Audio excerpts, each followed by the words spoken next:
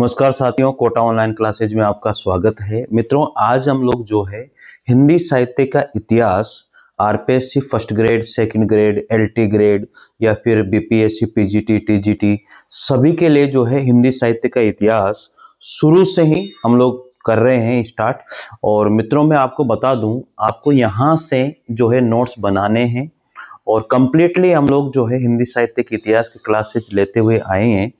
और कुछ क्लासें मैंने डाली हुई है, लेकिन अब हम लोग जो है शुरू से ही वापस स्टार्ट कर रहे हैं नए अंदाज में हिंदी साहित्य के इतिहास को। तो शायद आपको अच्छा लगेगा और हिंदी साहित्य का इतिहास यहाँ से पढ़ने के बाद में आपको कहीं से भी भटकने की जरूरत नहीं पड़ेगी। ठीक है। और इसकी जो पीडीएफ है वो आप लोगों को टेलीग्राम चैनल पर मिलेगी, तो आप टेलीग्राम चैनल से जरूर जुड़िएगा। चलिए हम लोग शुरू करते हैं हिंदी साहित्य का इतिहास। लिख लीजिए, पहली क्लास है, ये हम लोगों की पहली क्लास है। यहां पर लिखिए हिंदी साहित्य, हिंदी साहित्य का इतिहास, हिंदी साहित्य का इतिहास। ये आज पहली क्लास है और फुल कॉन्फिडेंस के साथ आपको पढ़ना है, घबराना नहीं 1% भी। यहां से बाहर आपका 1% भी क्वेश्चन नहीं जाएगा। इतना डिटेल से मैं पढ़ाऊंगा, आप खुद भी सोचोगे कि यार सर बहुत बढ़िया नोट्स है, बस विश्वास आपको करना पड़ेगा। चले हिंदी शब्द की, इतिहास शब्द की उत्पत्ति और उसके अर्थ के बारे में जानते हैं। सबसे पहले लिखते जाइए, इतिहास शब्द की उत्पत्ति, व्युत्पत्ति तथा उसका अर्थ। इतिहास शब्द की उत्पत्ति तथा उसका अर्थ, इसके बारे में हम लोग सबसे पहले देखते हैं। यहाँ पर साथियों क्या है कि डिटेल जो है ना, उससे बाहर हम लोग चाहे असिस्टेंट प्रोफेसर की हो या कहीं से भी कोई भी एग्जाम की तैयारी कर रहे हैं ना, अगर एक बार डिटेल से पढ़ लेते हैं तो फिर हमें समस्या नहीं आती है। तो पहली क्लास से आप लोगों को नोट्स बनाने प्रॉपर तरीके से और कंटिन्यू चलती रहेगी, ये क्लास दर क्लास आती रहेगी। तो लिखे यहाँ पर इतिहास। अब इतिहास जो यहां पर देखो, इति प्लस ह प्लस हास, इति प्लस ह प्लस हास। इति का जो अर्थ होता है वो होता है ऐसा, इति का अर्थ क्या होता है ऐसा, और ह का अर्थ क्या होता है निश्चित ही, क्या होता है निश्चित ही, और आस का मतलब क्या होता है घटित हुआ, क्या होता है घटित हुआ। ठीक है। तो ये इतिहास जो शब्द है उसका अर्थ होता है ऐसा निश्चित ही घटित हुआ। तो आप लोग लिख लीजिए यहां पर इतिहास शब्द का अर्थ, इतिहास शब्द का अर्थ, इतिहास शब्द का अर्थ। मतलब आपको डिटेल से पढ़ा रहा हूं मैं, बस सोचने की जरूरत नहीं है क्या है क्या नहीं है। इतिहास शब्द का अर्थ क्या होता है ऐसा, ऐसा निश्चित ही था या घटित हुआ था, ऐसा निश्चित ही था या घटित हुआ था। देखो, इतिहास में कोई भी ऐसी घटना नहीं है जो असत्य हो, ऐसा माना जाता है कि वही इतिहास है जो घटित हुआ है, लेकिन वो निश्चित रूप में घटित हुआ है, वही इतिहास यहाँ पर बन जाता है। तो बहुत बढ़िया बात है, आपको पढ़ना है, बस लिखते जाइए। ठीक है। मैं एक बार वापस जितना पढ़ाऊंगा वापस उतना रिवाइज में जरूर करूंगा, आप इसकी टेंशन मत लीजिएगा। ठीक है। अब जितना पढ़ाऊंगा उतना रिवीजन हम लोग खुद करेंगे। अब लिखते हैं यहां पर इतिहास शब्द की परिभाषाएं। इतिहास शब्द की परिभाषाएं या इतिहास की परिभाषाएं, ऐसे कर लो, इतिहास की परिभाषाएं, इतिहास की परिभाषाएं। साथियों एक ने एक परिभाषा यहां पर 100% पूछी जाती है। इतिहास की परिभाषा में कोई भी परिभाषा आ जाती है तो आप लोगों को यह ध्यान रखना है। तो सबसे पहले हम बात करेंगे यहां पर इतिहास की परिभाषाओं में पाश्चात्य विद्वानों के अनुसार, पाश्चात्य विद्वानों के अनुसार, पहली क्लास है आज, पाश्चात्य विद्वानों के अनुसार हम लोग यहाँ पर परिभाषा देखने वाले हैं। ठीक है। तो पाश्चात्य विद्वानों के, आप लोग जब पढ़ो तो थोड़ी स्पीड बढ़ा के पढ़ लेना, कोई दिक्कत वाली बात नहीं है। तो सबसे पहले जो परिभाषा हम लोग यहाँ पर लिखने वाले हैं वो परिभाषा है आपकी किसके अनुसार होगी, हेरोडोटस के अनुसार होगी, क्योंकि इतिहास की परिभाषा सबसे बेस्ट जो है वो हेरोडोटस या हेरोडोटस उसको हम लोग कहते हैं। तो लिखिए हीरो, इसको हम लोग जो है हीरोडोटस भी कह देते हैं। क्या कह देते हैं, हीरोडोटस भी कह देते हैं और हीरोडोटस भी कह देते हैं। ठीक है, हीरोडोटस भी कह देते हैं, डोटस भी इसे कह देते हैं। एक और नाम है हीरोडोटस। ठीक है, हेरो हेरोडोटस, हेरोडोटस इसको कहा जाता है। इतने सारे नाम इसके हैं। तो इसके अनुसार अब इसका पहले तो समय लिख लीजिए। इसका समय क्या है, इसका समय है 48484 ईस्वी पूर्व से 425 ईस्वी पूर्व इसका समय है साथियों। कितना है, 484 ईस्वी पूर्व से 425 ईस्वी पूर्व इसका समय माना गया है। इसके बाद में ये कहा जाता है, इसका जन्म भी हम लोगों को पता है, ये पूछा नहीं जाता है लेकिन लिखना बहुत जरूरी है। यूनान भी हम लोग कह देते हैं, ग्रीक भी हम लोग इसको कह देते हैं साथियों। के हेलिकार्नेसस कहां पर हुआ था, हेलिकार्नेसस ये जगह है वहां पर, कहां पर, यूनान के अंदर, वहां पर इनका जन्म हुआ था। इनकी पुस्तक का नाम क्या है, पुस्तक तो आप सबको पता भी होगा, वैसे इन पुस्तक का नाम क्या था, हिरोस्टिया। क्या नाम था, हिस्टोरिया। क्या नाम था, हिस्टोरिया भी कह देते हैं इसको और हिस्टोरिका भी कह देते हैं इसको, इनकी पुस्तक को, और द हिस्ट्री भी कह देते हैं। क्या कह देते हैं, द हिस्ट्री, द हिस्ट्री भी इनकी पुस्तक को कहा जाता है। हिस्ट्रीज, हिस्ट्रीज कहते हैं, क्या कहते हैं, हिस्ट्रीज। ठीक है भाई, चलो लिख लीजिए, हिस्ट्रीज भी इनको कह देते हैं। तो ये थोड़ी बहुत जानकारी हीरोडोटस या हेरोडोटस जो पाश्चात्य विद्वानों में आते हैं। हम लोग सबसे पहले जो है पाश्चात्य विद्वानों के बारे में जानकारी ले रहे हैं। इतिहास की परिभाषाएं हमारे सबसे पहले चलिए, हिंदी साहित्य के इतिहास में ये मान लीजिए आपके इससे बेस्ट क्लास आपको पूरे यूट्यूब चैनल पे नहीं मिलेगी, ये मैं दावा करता हूँ, गारंटी दे रहा हूँ आपको।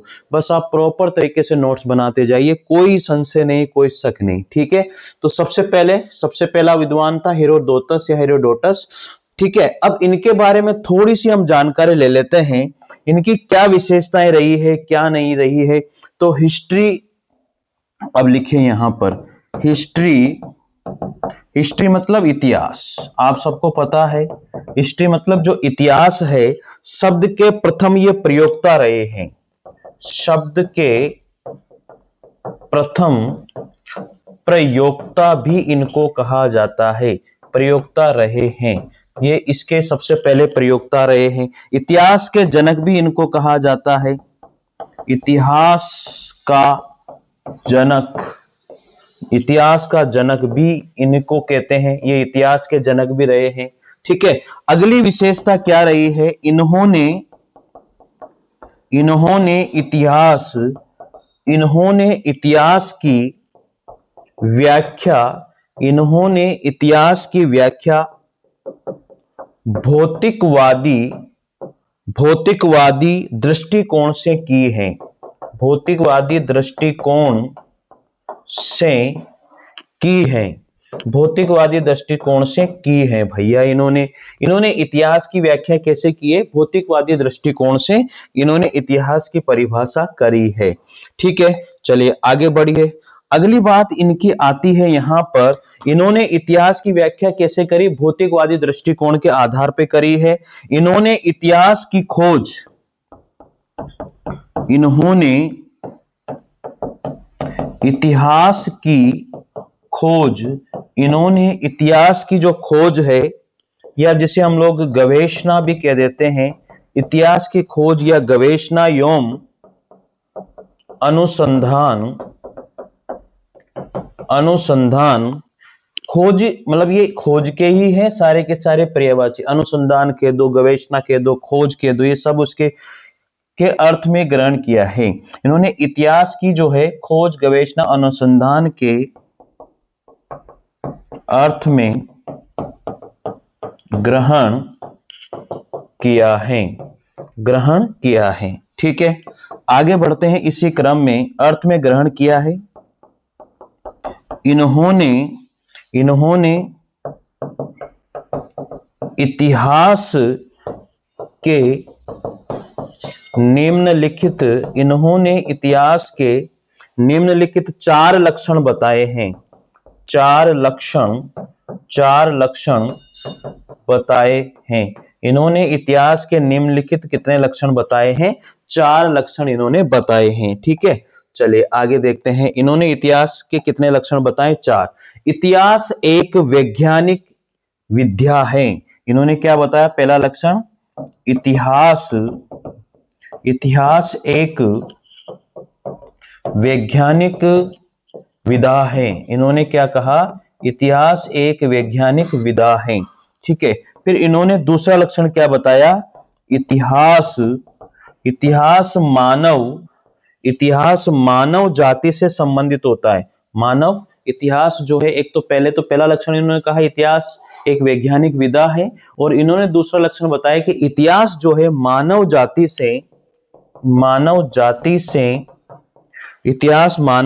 से संबंधित होता है। इतिहास मानव जाति से संबंधित होता है। इसके बाद में इन्होंने तीसरा लक्षण बताया कि इतिहास जो है वो तर्क संगत होता है। क्या होता है? इतिहास तर्क संगत होता है, यह भी इन्होंने कहा। और चौथा लक्षण बताया इन्होंने, क्या बताया चौथा लक्षण? इतिहास जो है शिक्षा प्रदत्त क्या है? विधा है। इन्होंने कहा इतिहास जो है शिक्षा प्रदत्त विधा है। तो साथियों, ये इतिहास के बारे में, हेरोडोटस के बारे में, उनकी हिस्ट्री का जो उनकी पुस्तक है उसके बारे में हम लोगों ने ये जानकारी प्राप्त करी है। बहुत जबरदस्त है मित्रों, मतलब इतने बढ़िया नोट्स हैं कि आपको कहीं भी भटकने की जरूरत नहीं पड़ेगी, ये मेरा दावा है। बस आपको विश्वास कीजिए बस, ठीक है। और इन क्लासेस को हम लोग कंटिन्यू करेंगे, कंटिन्यू, ठीक है ना भाई। और निश्चित रूप से रहिए, ध्यान रखिए, मैं इनकी लाइव क्लासेस भी आपको लूंगा, तो आप लोगों को वहां भी थोड़ा सा, लेकिन उसमें क्या है कि थोड़ा टाइम बहुत ज्यादा लग जाता है, ठीक है ना। टाइम लगने की वजह से हम लाइव क्लासेस को थोड़ा ये करते हैं, अवॉइड करते हैं, लेकिन फिर भी मैं कोशिश करूंगा कि लाइव क्लासेस भी हो, ठीक है। तो यहां तक आप लोगों ने लिखा होगा, आप लोगों को एक बार मैं रिवाइज जरूर कराऊंगा, आप टेंशन मत कीजिए।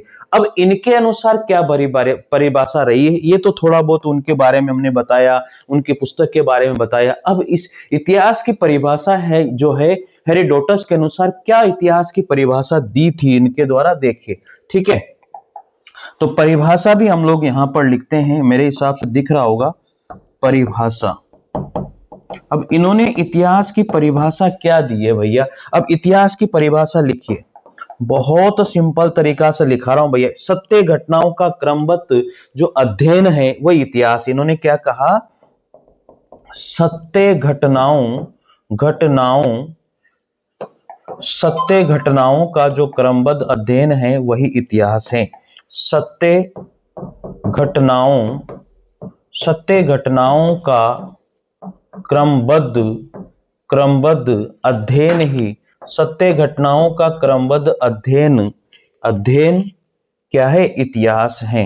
अध्ययन इतिहास है, ये इन्होंने कहा है। बहुत सिंपल सी परिभाषा दी है, तो प्लीज आप लोग याद रखिएगा, इन्होंने इतिहास की परिभाषा क्या दी है? सत्य घटनाओं का क्रमबद्ध अध्ययन ही क्या है? इतिहास है। बहुत ही सिंपल सी परिभाषा इनके द्वारा दी गई है। मेरे हिसाब से आपको कोई भी इसमें दिक्कत नहीं आने वाली है।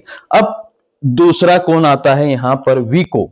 दूसरे जो राइटर आते हैं अपने यहां पर, पहले तो हेरोडोटस हो गए, अब दूसरे हैं यहां पर विको। क्या नाम है? विको। ये इंपॉर्टेंट इतने नहीं है, लेकिन इन्होंने भी कुछ ना कुछ कहा है। इनका पूरा नाम क्या है? इनका जो पूरा नाम है वो भी लिख लीजिए, पूरा नाम। इनका जो पूरा नाम है वो क्या रहा है? इनका पूरा नाम रहा है भैया गिआम्बिस्ता विको। क्या नाम है? गिआम्बिस्ता विको। क्या नाम था इनका? गिआम्बिस्ता विको, ये इनका पूरा नाम रहा है, ठीक है। बढ़ते हैं आगे, ये इनका पूरा नाम है। इसके बाद में इनका इनका जन्म कहां पर हुआ या कब हुआ, ये तो ज्यादा पूछा नहीं जाता है कुछ भी। 1668 ईस्वी में, 1668 ईस्वी में नेपलस इटली में हुआ है। नेपलस इटली में इनका जन्म हुआ है साथियों।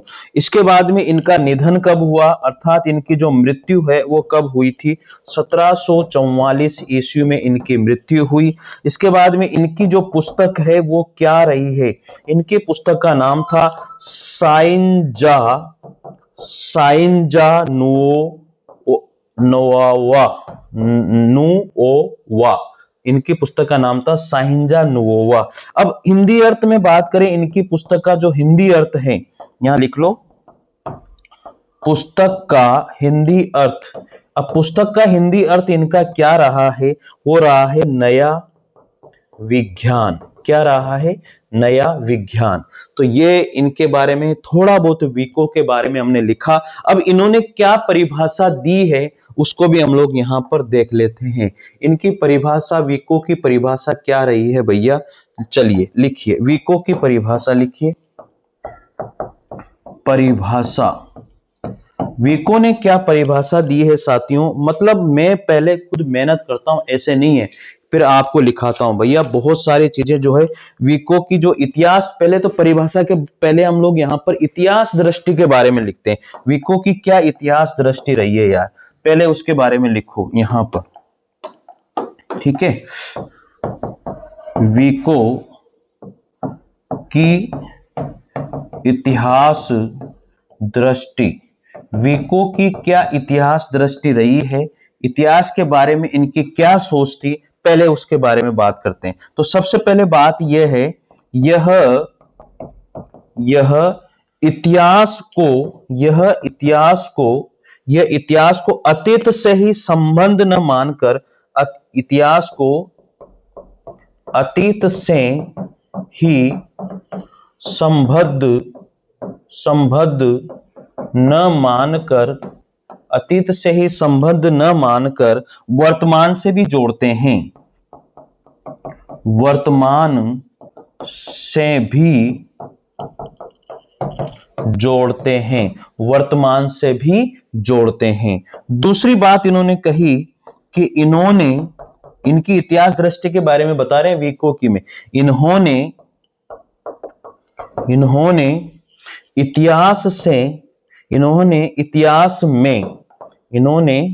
इतिहास में वैज्ञानिक व तुलनात्मक पद्धतियों, वैज्ञानिक व तुलनात्मक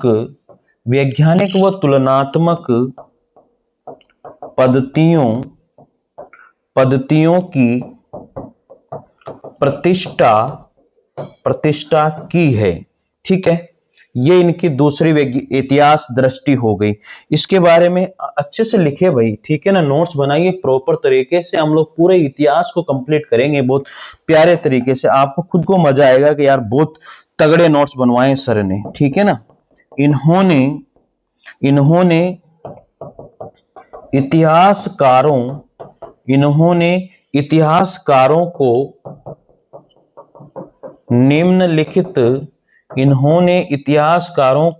निम्नलिखित पांच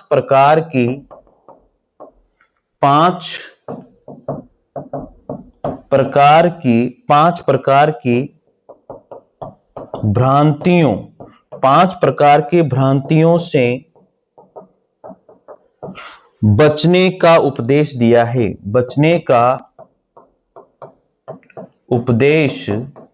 दिया है, इन्होंने 5 प्रकार के भ्रांतियों से बचने का क्या दिया है, उपदेश दिया है। अब ये 5 प्रकार की जो भ्रांतियां हैं वो कौन कौन सी भ्रांतियां रही है, इनके बारे में हम लोग यहां पर लिखने वाले हैं। अब 5 प्रकार के भ्रांतियों के बारे में इन्होंने उपदेश दिया है।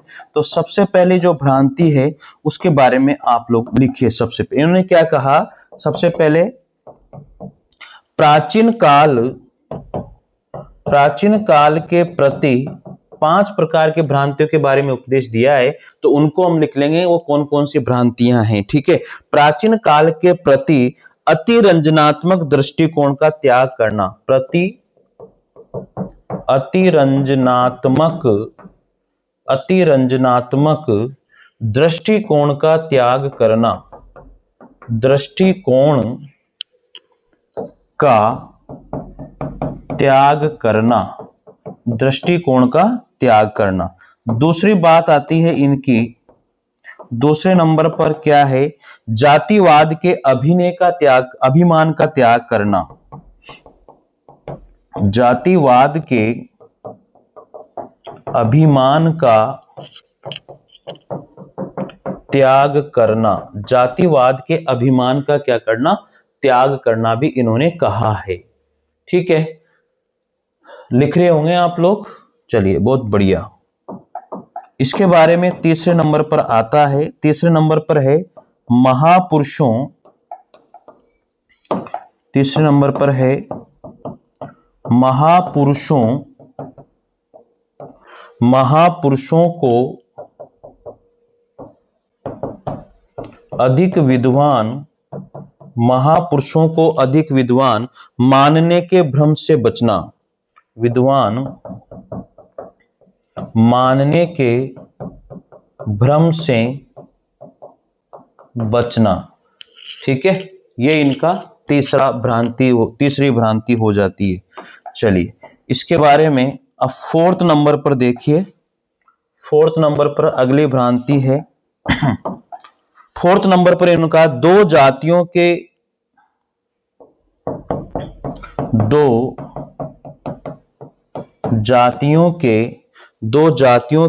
भावों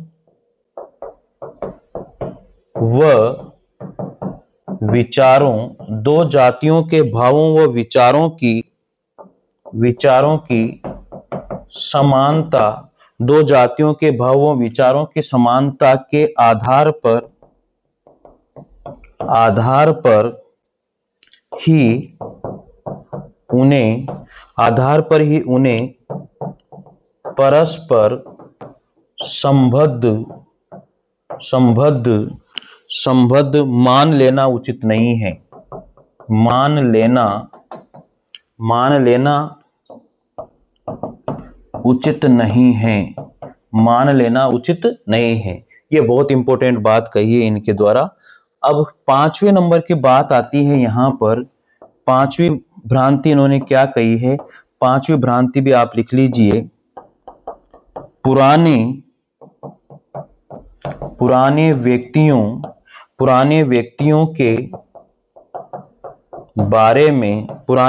के बारे में यह मान लेना कि पुराने व्यक्तियों के बारे में यह मान लेना कि उन्हें अपने युग का अधिक ज्ञान था। पुराने व्यक्तियों के बारे में यह मान लेना कि उन्हें अपने युग का क्या था, अधिक ज्ञान था। तो ये विको के द्वारा जो है इतिहास दृष्टि में जो है 5 भ्रांतियां उनके द्वारा बताई गई है। थोड़ा बहुत ध्यान रख लेना, इतना इनके बारे में आता नहीं है, लेकिन देखो हिंदी साहित्य का इतिहास जब हम शुरू कर रहे हैं ना, तो उसको प्रॉपर तरीके से पढ़ना है। क्या पता कहां पर कौन सा क्वेश्चन आ जाए, तो वहां उसी के लिए हमें ये ध्यान रखना है। और ये बहुत प्यारे नोट्स हैं, ये मैं ऐसे नहीं है तो कि मैं आप लोगों को पढ़ा दूं, ऐसा नहीं है। मैं पहले खुद जो है ना भाई, पहले खुद मेहनत करके आता हूं, ऐसे नहीं है, ठीक है ना। तो आप लोग निश्चित रहिए, बहुत प्रॉपर तरीके से अपने यहाँ पर जो है हिंदी साहित्य का इतिहास चल रहा है। रोज एक क्लास आनी है आपकी और रोज आती रहेगी। कोशिश करूंगा 2 क्लास आ जाए, ये मतलब प्रॉपर तरीके से मैं बहुत ज्यादा कोशिश करने वाला हूं भाई, ताकि आपका सिलेबस जल्दी से जल्दी पूरा हो। ठीक है, चलिए आगे बढ़ते हैं। अब इसी क्रम में ये हो गया। अब इनकी परिभाषा के बारे में, इन्होंने इतिहास की क्या परिभाषा दी है वो भी हम लोग यहाँ पर लिखेंगे। इतिहास की परिभाषा इनके द्वारा क्या दी गई है, चलिए वो भी आप लिख लीजिए। इतिहास मानव की चेष्टा तथा चिंतन का फल है। इतिहास जो है मानव की चेष्टा तथा चिंतन का फल है।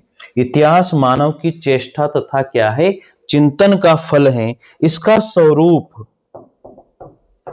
इसका स्वरूप समाज, इसका स्वरूप जो है समाज और इसका स्वरूप समाज और संस्थाओं,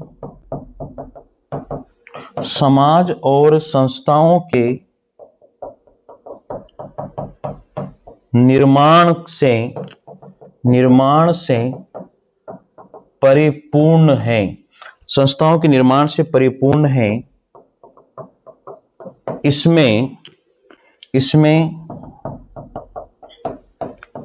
समानता तथा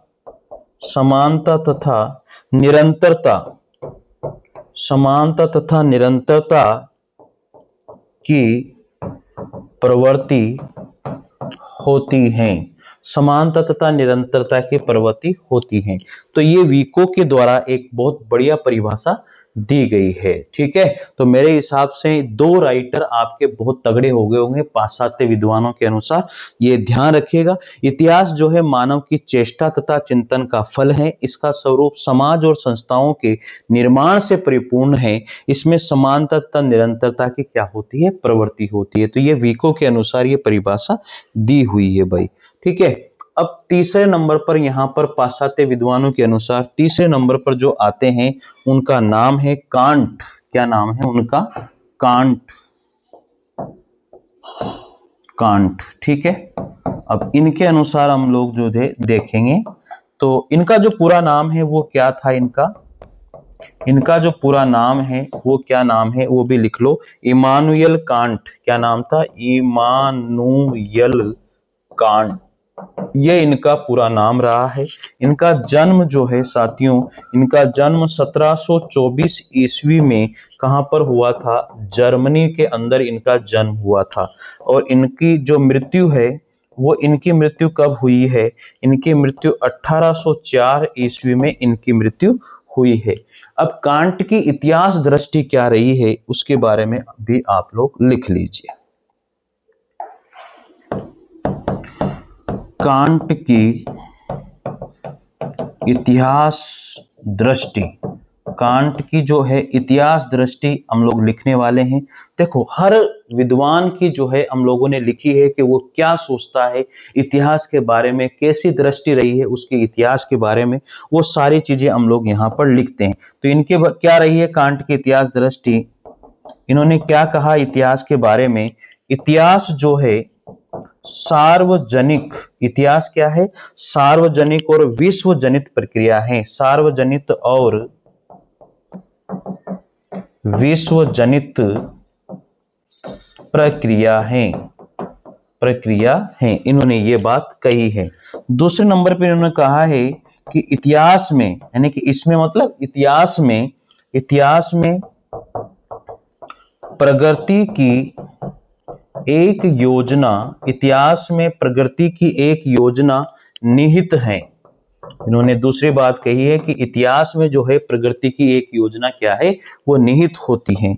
तीसरी बात इन्होंने कहा है इसकी मौलिक प्रवृत्ति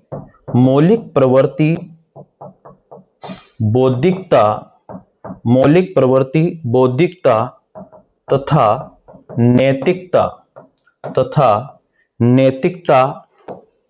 का विकास है। नैतिकता का क्या है?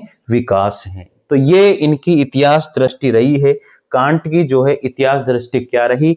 इन्होंने सबसे पहले कहा इतिहास क्या है? सार्वजनिक और विश्वजनित प्रक्रिया है। फिर इन्होंने कहा है कि इतिहास जो है, यानी कि इतिहास में जो है प्रगति की एक योजना निहित होती है। फिर इन्होंने कहा है कि इतिहास, यानी कि इसकी मतलब इतिहास मौलिक प्रवृत्ति, बौद्धिकता तथा नैतिकता का विकास करता है। तो ये इतिहास के बारे में कुछ दृष्टिकोण जो है कांट का रहा है।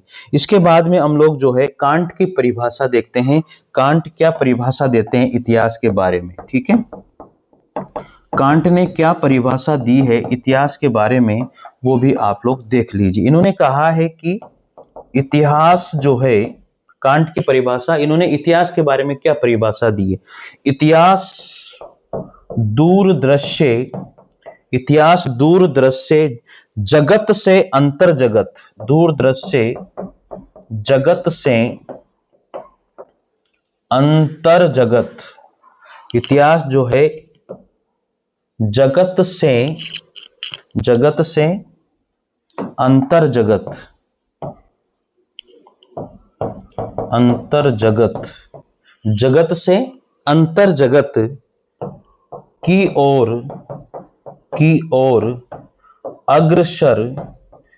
ओर अग्रसर होने की प्रक्रिया है, ये कांट के द्वारा बात कही गई है। तो ये था इतिहास का जो है साथियों, ये आज हमारी जो है पहली क्लास हम लोग समाप्त करते हैं और अगली क्लास में इसके आगे कंटिन्यू हम लोग करेंगे। और अगली क्लास में जो है पाश्चात्य विद्वानों के अनुसार जो है इतिहास की जो भी परिभाषाएं हैं, उनका दृष्टिकोण है, वो हम लोग सब समाप्त करेंगे। एक बार कमेंट करके जरूर बताइएगा कि क्या इस तरह से हम लोग पढ़ सकते हैं। अगर आपको लगता है कि सर निश्चित रूप से अच्छा मैटर आप देते हो और अच्छा मैटर दे रहे हो, तो निश्चित रूप से इसे चलने दीजिए। Thank you. जय हिंद, जय भारत। मित्रों, मैं आपको बता दूं, जो हिंदी साहित्य के इतिहास की क्लास है, ये मैंने शुरू से ही जो है आप लोगों को पढ़ाना किया है स्टार्ट, और आप लोगों को शायद अच्छा लगेगा। जरूर निश्चित रूप से वीडियो को शेयर कीजिएगा, लाइक और शेयर जरूर करना है, और एक बार कमेंट जरूर करना है कि कैसा लगा आप लोगों को ये मैटर, और इस तरह से क्लासेज हम लोग करते रहें। Thank you. जय हिंद, जय भारत। धन्यवाद।